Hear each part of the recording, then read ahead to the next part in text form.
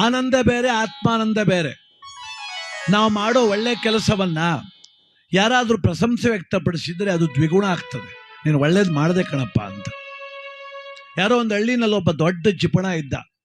ಎಂಥ ಜಿಪಣ ಅಂದರೆ ಕಡು ಕಷ್ಟ ಅಂತ ಕೈ ಚಾಚಿದ್ರು ₹1 ಕೊಟ್ಟೋನಲ್ಲ, ಯಾರಿಗೂ ಅಂತೂ ತನ್ನ ಆಗ್ತೋನಲ್ಲ, ಯಾವುದೇ ದೇವರ ಸೇವೆ ದಾನ ಧರ್ಮ ಅದ್ರ ಹೆಸರೇ ಎತ್ತಂಗಿಲ್ಲ ಅವನ ಹತ್ರ.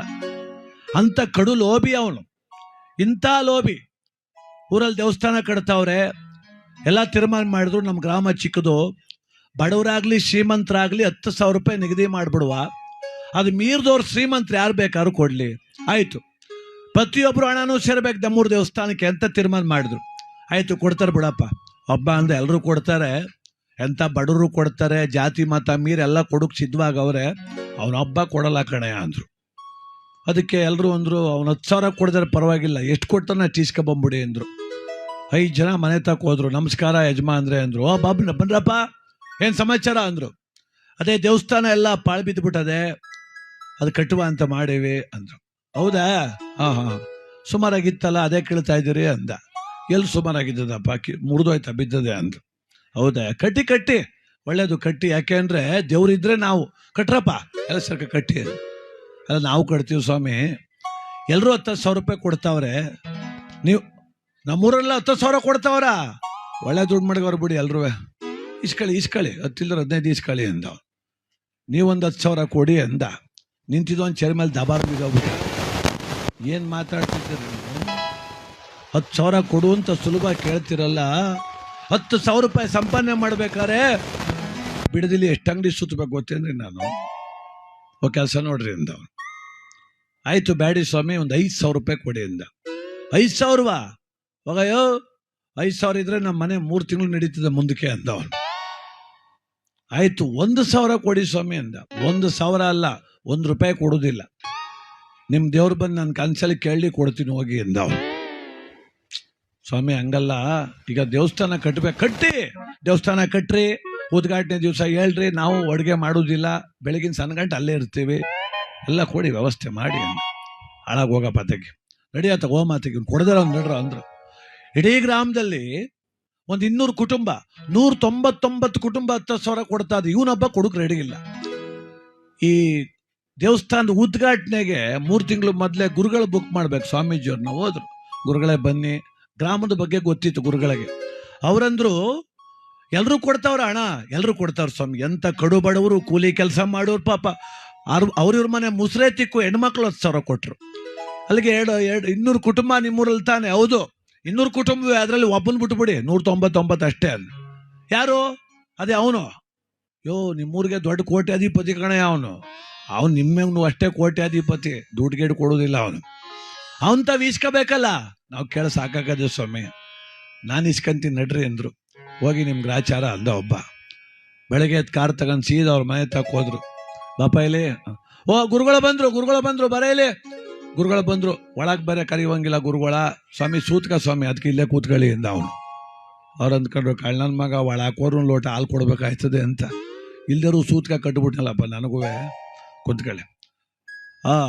ಅಂಗಡಿ ಕಳಿಸಿ ಬಾಳೆಹಣ್ಣು ತರಿಸುವೆ, ಬಾಗ್ಲು ಹಚ್ಬಿಟ್ಟವ್ರು ಸ್ವಾಮಿ, ನೀವು ಸ್ವಲ್ಪ ಬೇಗ ಬರ್ಬೇಕಾಗಿತ್ತು ಅಂದ.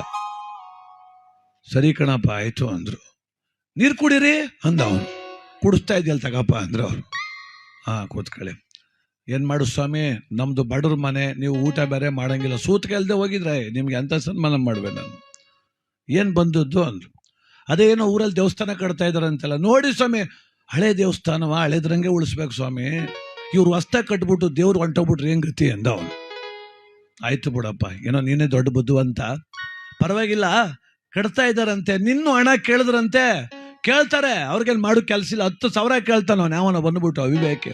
10,000 ಸಂಪಾದನೆ ಮಾಡ್ಬೇಕಾದ್ರೆ ಕಣ್ಣಲ್ಲಿ ರಕ್ತ ಬಿದ್ದೋಯ್ತದ ನನಗೆ ಅಂದ ಅವನು. ಆಯ್ತು ಬಿಡಪ್ಪ, ಈಗ ನೀನೇನು ತೀರ್ಮಾನ ಮಾಡಿದೆ? ನಾನು ₹1 ಕೊಡೋದಿಲ್ಲ ಅಂದ. ಅಲ್ಲ ಕಣಯ್ಯ, ನೀನು ₹10,000 ಕೊಟ್ರೆ ಎಷ್ಟು ಜನ ನೀನು ಹೊಗಳ್ತಾರೆ ಗೊತ್ತೇನೆಯ? ಅಯ್ಯೋ, ಹೊಗಳಕ್ಕೆ ಮನೆ ಹೋಗಿ ಸ್ವಾಮಿ, ನನ್ನ ಹೊಗಳರು ಊರೋರು, ಎಲ್ಲರೂ ಬೈತಾರೆ ನನ್ನ ಈ ಊರೋರು. ಹೆಂದ್ಲ ಕೈಲಿ ಕಾಗೆ ಓಡಿಸ್ತಾನೆ ಜಿಪುಣ್ ನನ್ನ ಮಗ, ಎಂಥ ಸಾವು ಬಂದದ್ದು ಅಂತ ಬೈತಾರೆ ಊರೋರು, ನಾನು ಕೊಡೋದಿಲ್ಲ ಅಂದ. ಅದಕ್ಕೆ ಗುರುಗಳಂದ್ರು, ಒಂದು ಕೆಲಸ ಮಾಡಪ್ಪ, ನೀನು ದುಡ್ಡು ಕೊಡದೇ ಇದ್ರು ನಿನ್ನ ಹೆಸರಲ್ಲಿ ಬೋಲ್ಡಲ್ಲಿ ಬರೋಂಗೆ ಮಾಡ್ತೀನಿ ನಾನು. ಹಂಗಾರು ಮಾಡಿ ಸ್ವಾಮಿ, ಹಂಗಾರು ಮಾಡಿ, ದುಡ್ಡು ಕೊಡಲ್ಲ, ಬೇಕಾದ್ರೆ ಬೋರ್ಡಲ್ಲಿ ಹೆಸರು ಹಾಕ್ಸಿ, ಯಾಕೆಂದ್ರೆ ನಮ್ಮ ಅಪ್ಪ ಭಾಳ ಬದುಕ್ತವನು, ನಮ್ಮದೇ ಮ್ಯಾಲಿರಲಿ ಹೆಸರು ಅಂತ. ನೀನೊಂದು ಕೆಲಸ ಮಾಡಬೇಕು. ಏನು? ನನಗೊಂದು ಚೆಕ್ ಬರ್ಕೊಡ್ಬೇಕು ನೀನು. ಏನು ಚೆಕ್ಕು? ಅಲ್ಲ, ಒಂದು ಚೆಕ್ ಬರ್ಕೊಡೆಯ, 10,000 ರೂಪಾಯಿ ಕೊಟ್ಟಿದ್ದೀನಿ ಅಂತ ಬರ್ಕೊಡು. ನೋಡು, ನಾನು ಗುರುಗಳು, ಕಾವಿ ಬಟ್ಟೆ ತೊಟ್ಟವನು, ಮೋಸ ಮಾಡಲ್ಲ ನಿನಗೆ. ನೀನು ಬರ್ಕೊಡು ಅಷ್ಟೇ, ಅಕೌಂಟಲ್ಲಿ ದುಡ್ಡು ಇಲ್ದರೂ ಪರವಾಗಿಲ್ಲ, ಸುಮ್ಮ ಬರ್ಕೊಡು. ಇವತ್ತು ಬೆಳಗ್ಗೆ ಬರ್ಕೊಡು, ಸಂಜೆ 6 ಗಂಟೆಗೆ ಇಸ್ಕೊಂಬಿಡು. ನಿನ್ನ ಹೆಸರು ಬೋಲ್ಡಲ್ಲಿ ಬರೋ ಮಾಡ್ತೀನಿ. ಬಿಟ್ಟು ಬರೋದಾದ್ರೆ ಬರ್ಕೊಡ್ತೀನಿ ಸ್ವಾಮಿ. ಆಮೇಲೆ ಇನ್ನೊಂದು, ಏನೋ ಗೌರವ ಕೊಟ್ಟಿವ್ ನಿಮಗೆ, ಬರ್ಕೊಡ್ತೀನಿ. ಏನಾರು 6 ಗಂಟೆದು ಚೆಕ್ ವಾಪಸ್ ಕೊಡದೆ ಹೋದ್ರೆ 20,000 ಬಡ್ಡಿ ಸೇರ್ಸ್ ಕಟ್ಬೇಕಾಯ್ತದೆ ಅಂದ. ಕೊಡೆಯ ನೋಡ್ತೀನಿ ಅಂದರು. ಚೆಕ್ ಬರ್ಸ್ಕೊಂಬಿಟ್ರಂತೆ 10,000ಕ್ಕೆ ಗುರುಗಳು. ಅಲ್ಲಿಂದ ಹೊರಟು ಆ ಬೀದಿಲಿ ಸಾರ್ತಾ ಬತ್ತವ್ರೆ. ಏನ್ರಯ್ಯ ಜನ ನೀವು, ಅಂತ ಧರ್ಮಾತ್ಮನ ನೀವು ಏನಂದ್ರೆ, ನೀವು ಅಂತ ಧರ್ಮಾತ್ಮನ ಏನಂದ್ರಿ? ಜಿಪುಣ ಕೊಡುವುದಿಲ್ಲ ಅಂದ್ರಿ. ನೋಡಿ, ಹೋದ ತಕ್ಷಣ 10,000 ರೂಪಾಯಿ ಚೆಕ್ ಕೊಟ್ಟವನೆ. ಇದು ಅಡ್ವಾನ್ಸು. ಇನ್ನೇನಂತ ಹೇಳೋಂಗೆ ಗೊತ್ತವನು, ದೇವಸ್ಥಾನ ಕಟ್ಟಡ ಪೂರ್ತಿ ಆಗೋತ್ತಿಗೆ ನಾನು 10 ಲಕ್ಷ ಲೆಕ್ಕ, 10,000 ಬಿಟ್ಟು ಬಾಕಿ ಚೆಕ್ ಕೊಡ್ತೀನಿ ಅಂತ ಹೇಳೋನೆ ಅಂತ ಹೇಳ್ಕೊ ಬಂದ್ಬಿಟ್ರು. ಇಡೀ ಊರ್ ಜನಕ್ಕೆ ಆಕಾಶ ಕಾಳು ತಲೆ ಮೇಲೆ ಬಿದ್ದಂಗೆ ಆಗೋಯ್ತು. ಅದ್ಯಾವ ಮಂಕ್ ಬೂದಿ ಎರಚ್ಬಿಟ್ರು ಈ ಗುರುಗಳು ಅವನಿಗೆ. ಎಲ್ಲ ಹೊಗಳದ್ದು ಪರವಾಗಿಲ್ಲ, ನಾವು ತಪ್ಪು ತಿಳ್ಕೊಂಡಿದ್ದೆ ಬಡ, ಕೇಳು ಥರದಲ್ಲಿ ಕೇಳಬೇಕು, ಇವ್ನು ಯಾವನ ನೆಟ್ಟಿಗೆ ಕೇಳಿಲ್ಲ ಅಂತ ಎಲ್ರಿಗೂ ಹೇಳ್ಬಿಟ್ಟು ಗುರುಗಳೇನು ಮಾಡಿದ್ರು, ಸಂಜೆ 5 ಗಂಟೆ ಊರು ತುಂಬ ಹೇಳ್ಬಿಟ್ಟು 5 ಗಂಟೆಗೆ ಫೋನ್ ಸ್ವಿಚ್ ಆಫ್ ಮಾಡ್ಕೊಂಡು ಎದ್ಬಿಟ್ರತಾಗೆ. ಇವ್ನು 6 ಗಂಟೆಗೆ ಫೋನ್ ಮಾಡ್ತಾನೆ, ಸ್ವಿಚ್ ಆಫು. ಜೀವ ಡವ ಅಂತದ, ಅಕೌಂಟಲ್ಲಿ ದುಡ್ಡು ಅದೇ ಕಣಪ್ಪ, ಗೋರ್ಗಿರ್ಕೊಬಿಟ್ಟಲ್ಲ ಅವ್ನ ಮನಕೈನಾಗ. ಮಗನ ಹುಡುಕ್ಲ ಅವ್ನ ಮನಕೈನಾಗ, ಎಲ್ಲ ಬಂದಿದ್ದಲ್ಲ ಅವ್ನು ಕಳ್ಳನ ಮಗ, ಎಂತ ಕೆಲಸ ಮಾಡ್ದ, ಬಿಟ್ಟನ ಅವನ ಅದ್ದಲ್ಲಿಂತ ಹೊರಟ. ಊರು ಬೀದಿಲ್ ಬತ್ತವ್ರೆ. ಆ ಮೊದಲನೇ ಮನೇಲಿ ಒಬ್ಬ ಅಜ್ಜಿ ಅಂದ್ಲು, ಅಪ್ಪ ನಿಂತ್ಕೊಳ್ಳೋ. ಏನಮ್ಮ ಅಂದ. ನಿಂತ್ಕೊಳ್ಳಿ. ಓಡ್ ಬಂದದ್ದೆ ಅವನ ಮುಖಕ್ಕೆ ಕೈ ನೇವರ್ಸಿ ನೆಟ್ಗೆ ತಗಲ್ಲು. ಅಯ್ಯೋ ನನ್ನ ಕಂದ, ನೀನು ತಪ್ಪು ತಿಳ್ಕೊಬಿಟ್ಟಿದ್ದೆ ಕಲ್ಲ ಮಗ, ನಾನು ಜಿಪಣ ಅಂತಿದ್ದೆ ಕಣಪ್ಪ. ಈಗ ಗುರುಗಳು ಹೇಳಿದ್ರು, ನೀನೆಂಥ ಧರ್ಮಾತ್ಮ, ನಾವೆಲ್ಲ 10,000 ಕೊಡ್ತಾವಿ, ನೀ 10 ಲಕ್ಷ ಕೊಡ್ತೀನಿ ಅಂದಂತೆಲ್ಲೋ. ಅಪ್ಪ 100 ಕಾಲ ಬದುಕು ಅಂದ್ಲು. ಇವನು ಒಳಗೆ ಉರಿತಾ ಇದೆ, ಒಯ್ತಾದ 10,000 ಚೆಕ್ ಹೊತ್ಕೊಂಡು ಎಲ್ಲಿ ಹೋದ್ನು ಅವನು. ಹೋಗಮ್ಮ ಅಂದ್ಬಿಟ್ಟು ಹೋದ ಅವನು. ಸ್ವಲ್ಪ ಮುಂದಕ್ಕೆ ಬಂದ, ಅಲ್ಲೊಂದು ಮನೆ. ಅವರು ಓಡ್ ಬಂದ್ರು, ಬನ್ನಿ ಹಾಲು ಕಾಯಿಸ್ಕೊಬಾರೆ. ಹಾಲು ಕಾಯಿಸ್ಕೊಬೇಕ ಹುಡ್ರಿಗೆ. ಅಪ್ಪ ನಿನ್ನ ಗುಣ ಗೊತ್ತಿಲ್ಲ, ನಾನು ಬೈದ್ಬಿಟ್ಟೆ ಕಣಯ್ಯ. ಎಂಥ ಧರ್ಮಾತ್ಮ ನೀನು. 10 ಲಕ್ಷ ರೂಪಾಯಿ ಕೊಡ್ತಾ ಇದ್ದೀನಿ ನಮ್ಮೂರು ದೇವಸ್ಥಾನಕ್ಕೆ. ನಿನ್ನ ಮಕ್ಕಳು ಚೆನ್ನಾಗಿರ್ಲಿ, ನಿನ್ನ ಮನೆ ಚೆನ್ನಾಗಿರ್ಲಿ, ನಿನ್ನ ಮೊಮ್ಮಕ್ಕಳು ಚೆನ್ನಾಗಿ. ಪ್ರತಿ ಮನೆಯವರು ಹೊಗಳುದ್ದವನ್ನ. ಸಂಧೆ ಗಂಟೆ ಹುಡುಕ್ತಾನೆ, ಗುರುಗಳೆಲ್ಲೂ ಸಿಗ್ತಾ ಇಲ್ಲ. ಊರು ಪ್ರತಿ ಮನೆನೂ ಭೇಟಿ ಮಾಡ್ದೆ, ಅವಯ್ಯ ಬನ್ನ ಅಂತ. ಇವ್ನು ಕೇಳಿದ್ರೆ, ಎಂಥ ಪುಣ್ಯಾತ್ಮ ನೀನು, ಬಣ್ಣ ಒಳಗೆ ಕೂತ್ಕೋ, ಬನ್ನಿ ಕೂತ್ಕೊಳ್ಳಿ, ಒಂಚೂರು ಊಟ ಮಾಡಿ. ಹೊಗಳಿಕೆ ಕೇಳಿ ಮನಸ್ಸು ತುಂಬ ಬಂದ್ಬಿಡ್ತು ಅವನಿಗೆ. ಊರು ಕೊನೆಗೆ ಬಂದರು. 7 ಗಂಟೆಗೆ ಸರಿಯಾಗಿ ಆ ಗುರುಗಳ ಮೊಬೈಲ್ ಸ್ವಿಚ್ ಆನ್ ಮಾಡಿದ್ರು. ಫೋನ್ ಮಾಡ್ದ, ಗುರುಗಳೇ ಎಲ್ಲಿದ್ದೀರಿ? ಬಾಪ ನೀನು ಚೆಕ್ ಹಿಡ್ಕ ಊರಾಚೆ ನಿಂತು ನೈಸ್ಕೊಂಡು ಹೋಗು ಅಂದ್ರು. ಓಡ್ ಬಂದು ಅಡ್ಡ ಬಿದ್ದುಬಿಟ್ಟ. ಬುದ್ಧಿ, ಇಷ್ಟು ವರ್ಷ ನಾನು ಕೂಡಿಟ್ಟಣ, ಮಾಡಿಸಿಟ್ಟ ಚಿನ್ನ, ವಜ್ರ, ವೈಡೂರ್ಯ ಯಾವುದೂ ಕೊಡದೇರು ಸಂತೋಷವ ಸುಮ್ಮನೆ ಅಂತ ಇಸ್ಕೊಂಡು ಚೆಕ್ ಕೊಟ್ಬಿಡ್ತಲ್ಲ ಸ್ವಾಮಿ.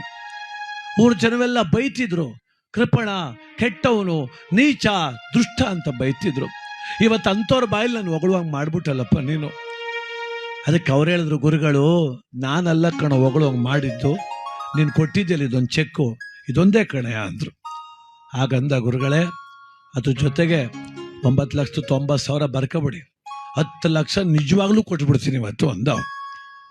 ಯಾಕೆ ಅಂದರೆ, ಯಾವಾಗ ಈ ಸಮಾಜ ಸ್ಪಂದಿಸ್ತೋ ಆಗ ಜನಗಳಿಗೆ ಏನೋ ಒಂದು ಮಾಡಬೇಕು ಅನ್ನೋ ಉತ್ತೇಜನ ಕೂಡ ಸಿಗ್ತದೆ.